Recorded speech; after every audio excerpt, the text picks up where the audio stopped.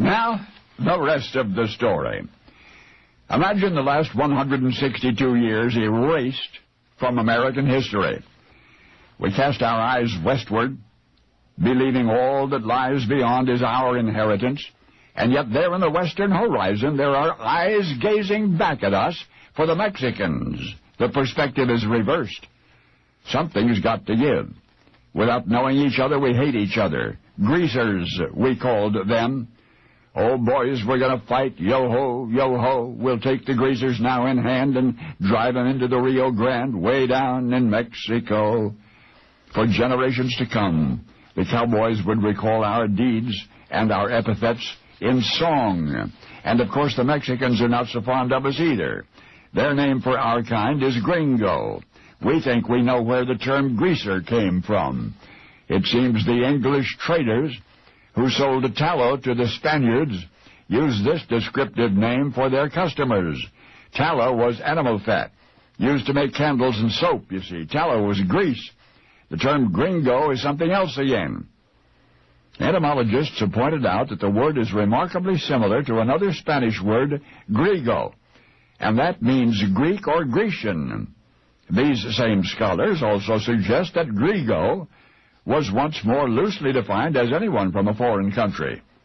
But the problem other scholars have with this explanation is the sheer difference between the words gringo and griego. If the Spanish-speaking Mexicans had wished to call us grigos, it is often argued, then why in the world did they not call us grigos? But there's another explanation for the word gringo. In 1846, war between the United States and Mexico is remembered as this nation's most highly profitable military conflict. By winning that war, we won what's now the entire state of California, and the entire state of Nevada, and the entire state of Utah, and most of Arizona, much of New Mexico, and a fair-sized chunk of Wyoming and Colorado. And that's not all. The victory also confirmed the annexation of Texas, which we had claimed the decade previous, and thus did one war put 1,193,061 additional square miles on the map of the United States. Since the Texas revolt against the Mexican government in 1836, Mexican soldiers have been clashing with us by day and pondering us by night, watching our distant campfire light and listening to the echoes of our songs. And one song we sang more than any other. It had practically become an anthem among the defenders of the Alamo.